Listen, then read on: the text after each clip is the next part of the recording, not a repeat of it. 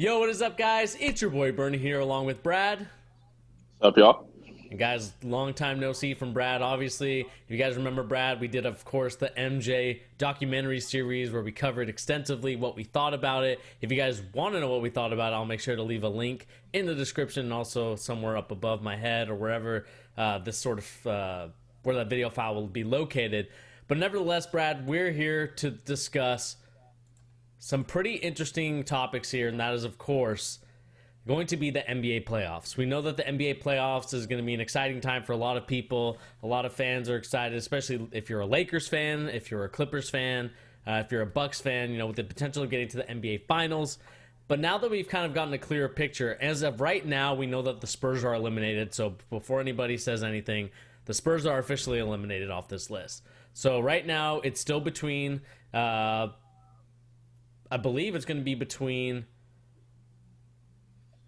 was it the Phoenix Suns It's and between Memphis, the Suns, and the Blazers Blazers? right now. Yeah. Yeah. So we'll kind of start off on the Eastern Conference to make it easier for us, and then we'll get to that whole mess later. So, Brad, let's start off with the first matchup, and that is, of course, going to be the Bucks versus the Orlando Magic.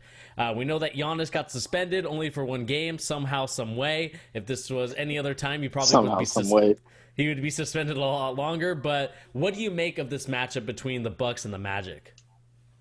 I really don't make a lot of it. It's going to be a sweep, the or a gentleman's sweep. A sweep or a gentleman's sweep. I expect Giannis to average close to 30, honestly. Uh, the Magic are usually a pretty good defensive team, and before they got decimated by injuries, I would have given them maybe 1 or 2 games, just like they took off the Raptors last year. But they're missing Jonathan Isaac.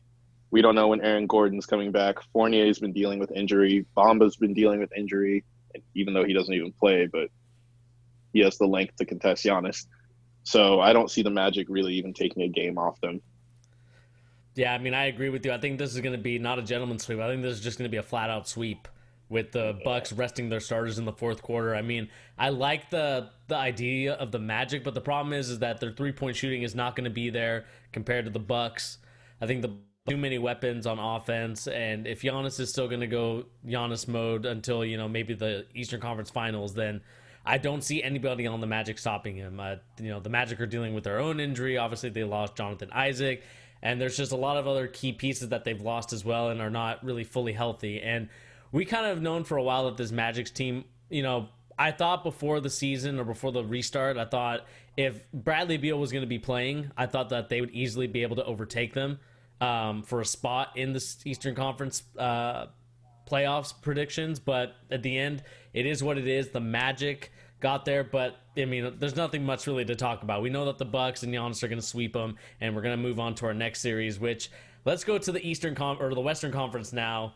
You know what? No, let's save the Western Conference. Let's go to the Eastern Conference again. Let's start off with the 2 and 7 seed. Of course, we have the Toronto Raptors in the 2nd seed, and we have the Brooklyn Nets in the 7th seed. This one to me is another straightforward one, but Brad, what do you make of it? Yeah, super straightforward. Raptors are going to sweep them. If they even give up a game, I'll be super surprised just because their defense is way better. The Nets have been decimated by injury too, but it's a good chance for those guys to get some, chemistry together and build a relationship as a team. Yeah, I think the Nets is another interesting series just due to the fact that they're going to be, basically this team that it was during the whole season without Kyrie Irving, without Kevin Durant. Obviously, they're building for next year. That's the whole goal. It's disappointing that Jamal Crawford got a hamstring injury. That's kind of sidelined him for a little bit, so he Whew. can't play those games and get those buckets, add to his point total and all that stuff. We'll see what happens if he retires or if he decides to play another year. But nevertheless, I think that the Nets weren't really looking for much this season other than to improve the role players. Obviously, you have a guy in Harris, you have a guy in Dinwiddie.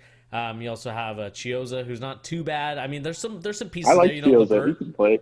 You got some Levert in there. I mean, there's a lot of key players in there. But the biggest question for me, and maybe this will be a different video, but is which of those role players is going to actually stay on the team. The Nets could trade those pieces to acquire someone else to come on, so we'll be seeing interesting parts of that. But like you said, the Raptors are going to sweep them, and it's funny that in that topic that we just had, like, I didn't mention anything about the game itself. I talked about the future of the Nets. I mean, that's kind of how this series is going to be. Like the more important thing is talking about the Nets' future rather than them even having a chance to win the series. Exactly. It's just a chance for them to build chemistry, really. They look good. I think they're going to beat the Blazers today. Ooh, okay. I need it. I need it so that the Suns can get in. All right. Well, we'll see what happens when we talk about that series. But let's move on to the next series, the 3-6, the Boston Celtics versus the 76ers. This one I think is more straight. At least to me, it's straightforward. But I don't know to you, Brad. What do you make of this matchup between the Celtics and the 76ers? I want to say gentlemen's sweep. The Celtics own the Sixers all season. Ben Simmons is out until God knows when.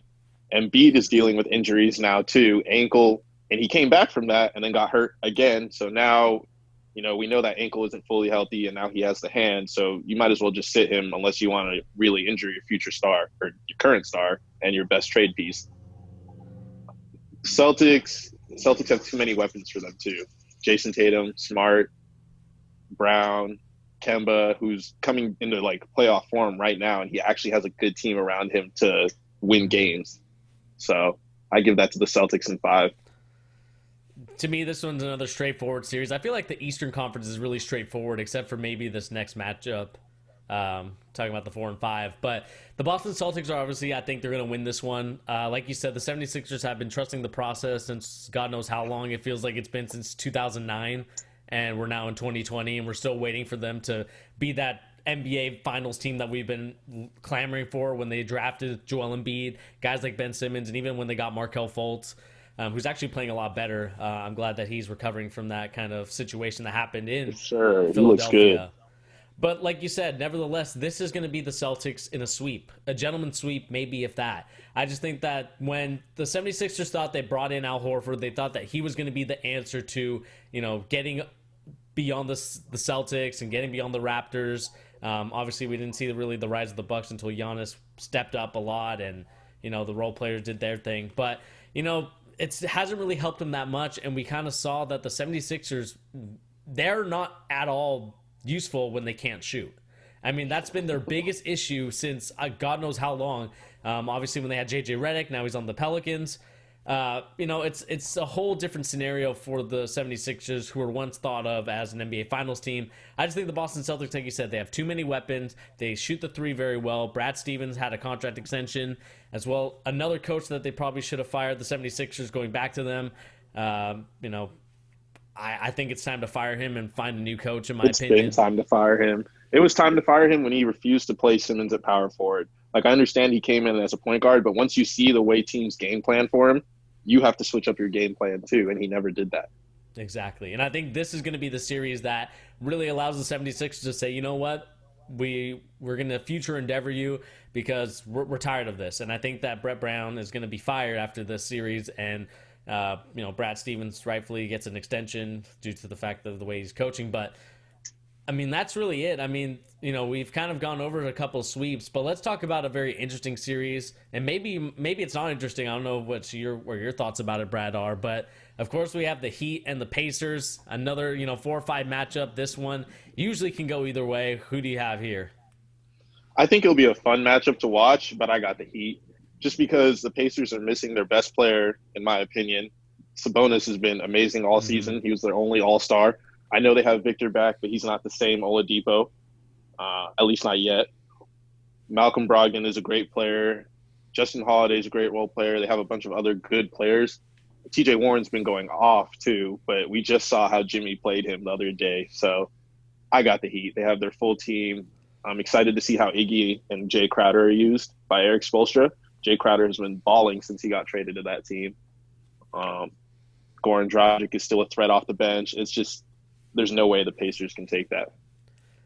Yeah, I think I'm going to have to agree with you there. I mean, obviously with Sabonis not being there due to plantar fasciitis, Victor Oladipo still coming back from that injury. I understand that's the reason why he played early, so he can start getting into form. But I just think it's too late for the Pacers to make a dent in this league, in this playoffs, I should say. Just due to the fact that, like you said, I mean, Sabonis is hurt, the only all-star, not playing.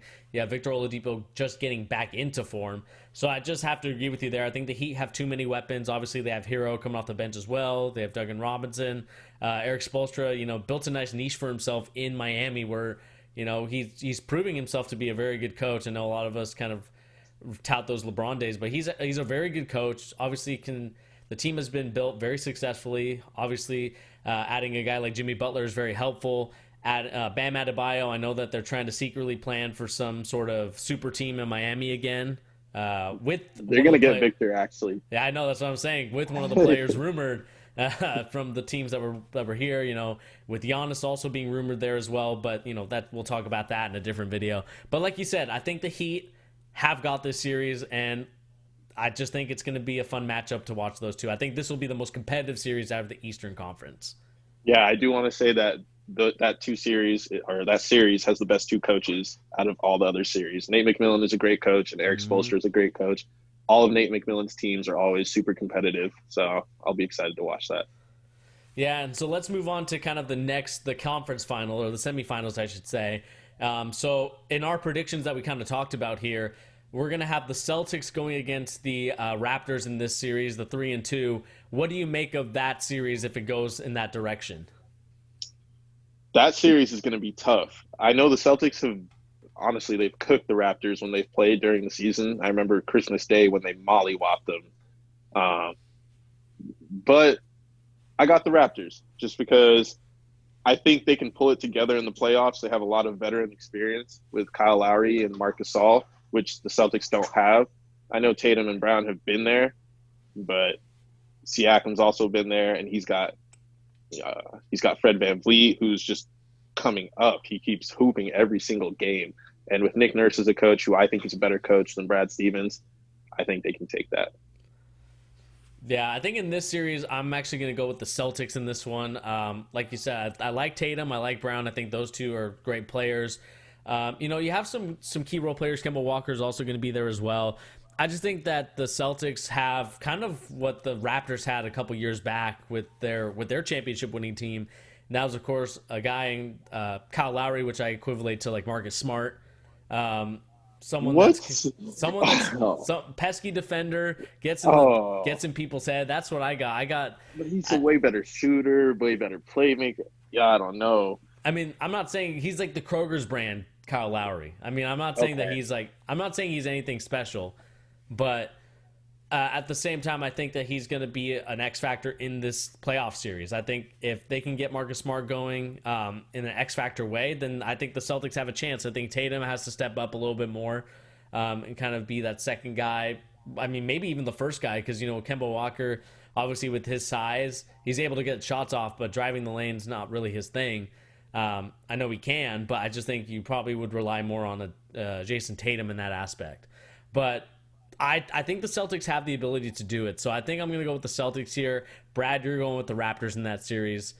Let us know in the comment section down below, who do you guys have in that playoff series in this conference semifinals? Do you have the Celtics or do you have the Raptors? And then moving on, unless Brad, do you have anything to say about that one, or are we ready to move on?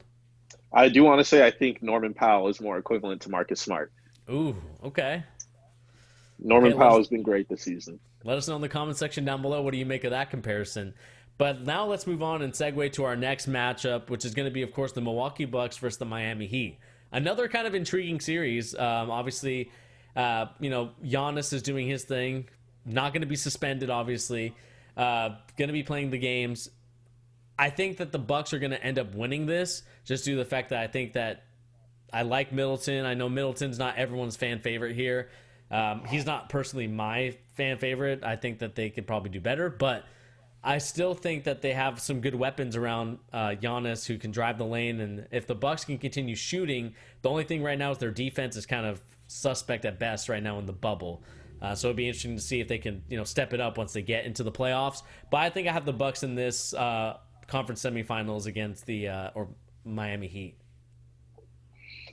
See, I think I'm going to go with the Heat on that, just because they have the bodies to stop Giannis.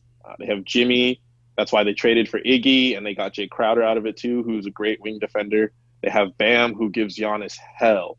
Bam, I actually saw a stat that Bam holds Giannis to the fewest points scored on him whenever he guards him. So it'll be a really enjoyable matchup. And Middleton, I also think, will shrink a little bit. He's a good regular season player, but when you have to go against Jimmy Butler and a proven playoff performer like Iggy, I don't think he can overcome that. So I got the Heat. Oh, you got the Heat in a I got upset I got victory. I got the Heat for sure. Is this going to be the loss that kind of foreshadowing a certain player going to the Miami Heat the next year? I don't know if it's going to be the Heat or the Raptors, but yeah, this loss is definitely going to be what gets him off that team. Ooh, okay. Interesting. So, like I said, I have the Bucks in this series. Brad's got an upset in the Miami Heat, and then we'll move on to the conference finals where Brad has the Miami Heat and the Raptors, while I have the Bucks and the Celtics. So let's talk about your matchup first, Brad. You've got the Raptors and you've got the. Ooh, am I off? No, you got the Raptors and you got the Heat. So obviously, I'm assuming you're going with the Raptors in this series, or what's the idea here? See, I this series is tough because both teams have great shooters, but they have great vets, great defenses, great coaches. So honestly, I think it goes 7 games and it goes either way. Wow. Yeah, they go Either way. 7 games and goes either way because both teams' defense is locked down. It'll be a real gritty playoff game. They both have. It depends on who knocks down shots. That's what it'll come down to. Big shots. All right. So who you got going in that NBA? Who do you got going? Who's going to the NBA Finals on that matchup? I'm gonna say. I'm gonna say the Raptors. The They've been Raptors. great all season. They're gonna surprise the Played it world and go safe. to an NBA Finals after Kawhi left. I mean, I had to. I don't trust Tyler Harrow that much or Duncan Robinson. exactly. But no, I like the idea of that. I mean, the Raptors, of course, were doubted this season because everyone said that Kawhi left. This team wasn't going to be very good. But Nick Nurse, like you said, is a very good coach. I'm not taking anything away from Nick Nurse and his coaching ability. So I'm going to stop sharing the screen really quick. But yeah, I mean, I like Nick Nurse and I like the fact that went with the Raptors in that series just due to the fact that they've been there before. They have a lot of experienced players. But I'm going to move to my matchup now with the Milwaukee Bucks and the Boston Celtics. And I have the Celtics winning that in a 6-game series. I think I think the Boston Celtics have the key pieces. They have the role players. They have everything that they need in order to take down the Milwaukee Bucks. I think I mean, obviously you're going to let Giannis score and do his thing, but I just don't trust the role players for the Milwaukee Bucks. I think that defensively they've been awful since they've been in the bubble.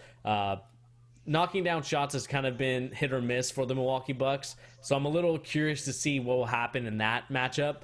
But I think, like you said, I think I trust the Celtics in that, and I'm going to have them go to the NBA Finals. And I think that's what's going to allow Giannis to move to a different team the following, I believe, either 2021 or whenever he's a free agent coming up. 2021, yeah. If that matchup happens, that'll be a good matchup. Kemba versus Eric Bledsoe. Eric's a great defensive point guard, so I think he would put it on Kemba, and then you have Giannis guarding Tatum, and that's effectively a prison cell. So I don't know, but the Celtics do have a lot more weapons than the Bucks, so I can see it.